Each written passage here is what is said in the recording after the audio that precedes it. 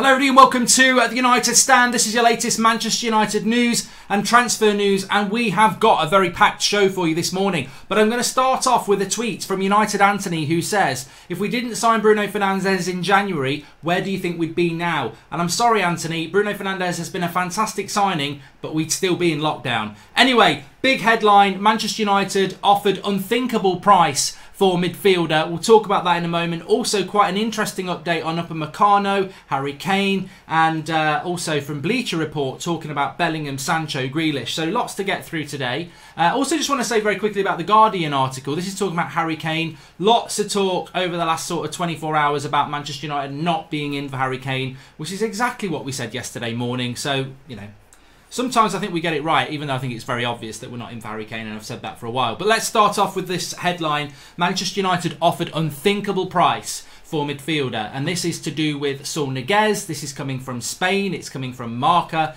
Manchester United looking at Saul Niguez. I like Saul Niguez. I think a lot of people like Saul Niguez at Atletico Madrid, and we have been linked to him on and off for a few years now, even though he's still pretty young. He's still in his early 20s, isn't he? I think early to mid 20s. But he has got this 150 million release clause. United were looking at about 70 million. Atletico Madrid might miss out on Champions League football, but the unthinkable price is that Atletico Madrid will not be letting him go for that. They would want in excess of £100 million, which, you know, even before the lockdown, even before the financial crash in the footballing world, United would not have been looking to spend £100 million on Saul Niguez. So we're definitely not going to do that now. And also, I think with someone like Saul Niguez, you're looking at Pogba leaving. And if Pogba leaves, we won't even get £100 million for Pogba. So why would we sell Pogba and spend more money than we get for Pogba on Saul Niguez? So slim, very slim. I think this is a player that United are interested in. I think this is a player that Atletico Madrid could look to sell. And I think that if the right situation developed, Manchester United would move. But, and in this financial market of people having to take pay cuts and, you know, sell players, which some clubs will, you never know. This could develop into a move for Manchester United. But I would put it down as highly unlikely. I really would. I don't see, too much would have to happen. Pogba going would be massive.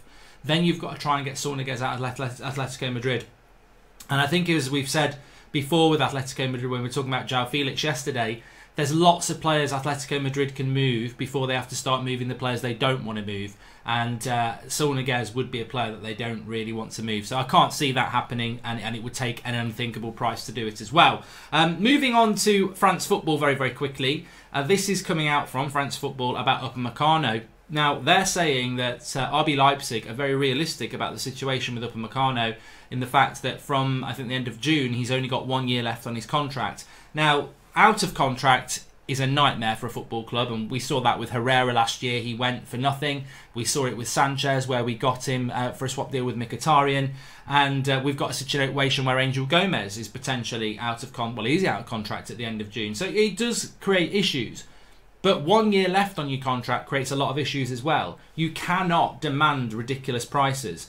You are in a very precarious situation. The player suddenly has all the power when there's 1 year left on a contract, because you can't say, we're not selling you, because that could annoy the player, who will then say, I'm not signing any contract, I'm not moving, I'm going to wait 6 months until January, and then I can talk to anybody I like outside of this country. Then in the summer I can go anywhere I like. So with 1 year left, you'll see a lot of clubs, if they haven't got their player on a contract, they're going to have to start looking at deals. And this is what France football are saying, that Upamecano could be available for as little as €40 million with the way that the market's going, and that Manchester United are in a good position to get him.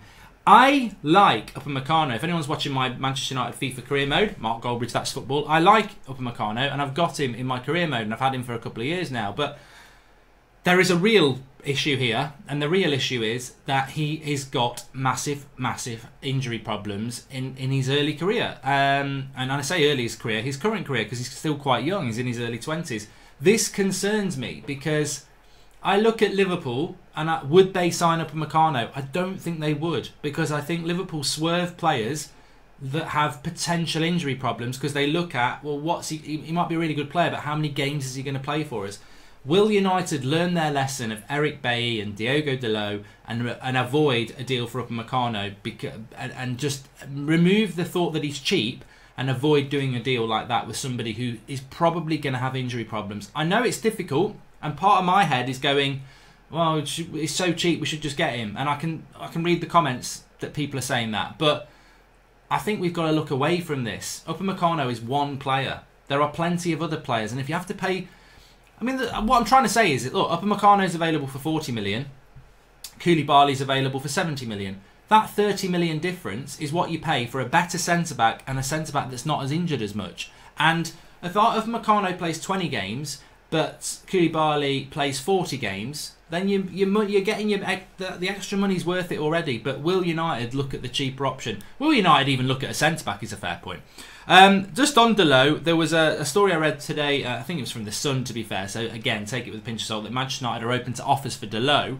We were talking about Dalot on the show last night, keep or sell. Most of us agreed that keep him, let's see what happens over the next year. So, but interesting that again, there's another story about Dalot and United being open to offers, so maybe there's something on the cards there, I don't know. You'd certainly get money for Dalot, you'd probably get 20 million for Dalot, so maybe United are looking at a bit of a revenue stream there in him. We'll have to wait and see. But moving on to a very interesting article, Bleacher Report, Dean Jones. Look, I think that, I mean, to be fair, I think they've been right on some things, wrong on others. I wouldn't say terrible, I wouldn't say super credible, but, you know, it's information. He took part in a Q&A. He was asked some specific questions about Sancho and said that, you know, United are the front runners. Chelsea's still in the race, but United would have to mess up their deal for Chelsea to get into the race. Also saying that Manchester United's priorities are Jack Grealish and Jadon Sancho this summer, or Jadon Sancho and Jack Grealish, which I think we've sort of, the waters of that have been muddied over the last week. I think when you go back to when James Cooper was on the channel or when he's been on Sky and you listen to other people, it has always felt like Manchester United's priorities are Sancho and Grealish, which is what this article said. However, we had the stuff from The Athletic and David Ornstein and a couple of others towards the end of last week saying that Manchester United aren't looking at, you know, there's a sort, people have told them that United aren't looking at Grealish and they're looking at a centre defensive midfielder and they're looking at a centre back. So I still think, well, what I was told, and we're getting on for over a week now because it was last Monday and Tuesday, not this Monday and Tuesday. Obviously, I got told from the person who gave me the information a year ago about Bruno and Sancho that United are going to do everything they can to get Sancho, push their way to the front and just demand that they get him in a polite way and work with Dortmund and Sancho to get the deal done. So I think that you can take that to the bank.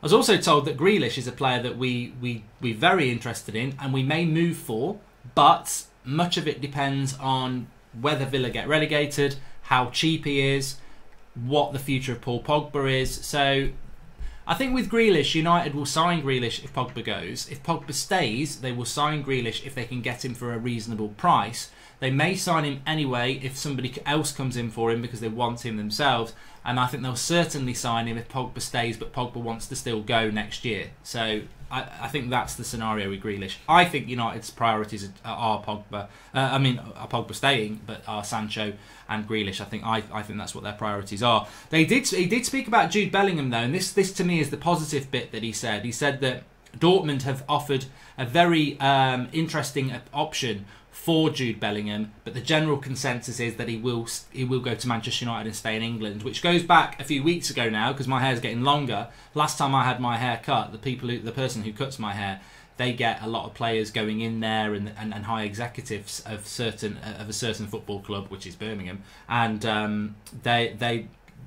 he basically said to me that speaking to them about Bellingham because he's a Blues fan, they expect him to go and they expect him to stay in this country. So that would, you know, Dortmund are not in this country. But then you've got, as I said, is it Sport Bild from Germany a couple of weeks ago saying that Dortmund are going to win the race, and they were right about Haaland a couple of weeks before. So it's still in the balance, but I'm hopeful that we'll sign Bellingham. I know, you know, I do read your comments and I do read social media, and I think some people aren't as hot about us signing Bellingham as maybe I am, and some others are. But look, he is, without question, a potentially world-class player. I'm not going to say he's going to be that. I don't think you can ever say that with a young player. I wouldn't say it with Greenwood. He's got the career path to be one of the world's best players, but you just don't know. He could have a bad season, he could drop off, things off the pitch, bad injury, you just don't know. And that applies to Bellingham and every other young player that's coming through. But when you've played over 30 games in the Championship as a midfielder in that league at 16 years of age, there is a potential superstar in that player. And if United can get hold of that player, that's step one. Step two, as I've said many times before, United could ruin him. They could, and the lad needs to be careful here. United could ruin him because look at Gomez, look at Chong. If we buy him and just go, come and train with the first team for a year, that's no good. He's got to play first team football. Not probably for us. I mean, I'm thinking loan him back to Birmingham or something, but he has got, if we buy Bellingham, he's got to be playing first team football for someone next season, and it's not going to be us probably. So if we get him, I'm very excited, but then how do we handle that player? That's going to be the interesting thing for me, and how we go forward from that. So interested to see what's going to happen with that. Remember, you can get your Bruno t-shirts. They're available in red and navy blue and obviously the black and green, and it's summer. Well, it's not really summer yet, but it's hot here today. Get your United Stand t-shirts, links in the video description. And I just love the design on this one, and I just love the black t-shirt, but I think most people probably would prefer the red. Links in the video description for that. I'll be back again at 8 o'clock tonight live. Absolutely loved the show last night. We really got into a really good interactive chat, so I'll think of a good topic for us again tonight for the latter part of the show. But have a good day, stay safe, smash a like, and if you want to get your t-shirts, the link's in the video description. I'll speak to you soon.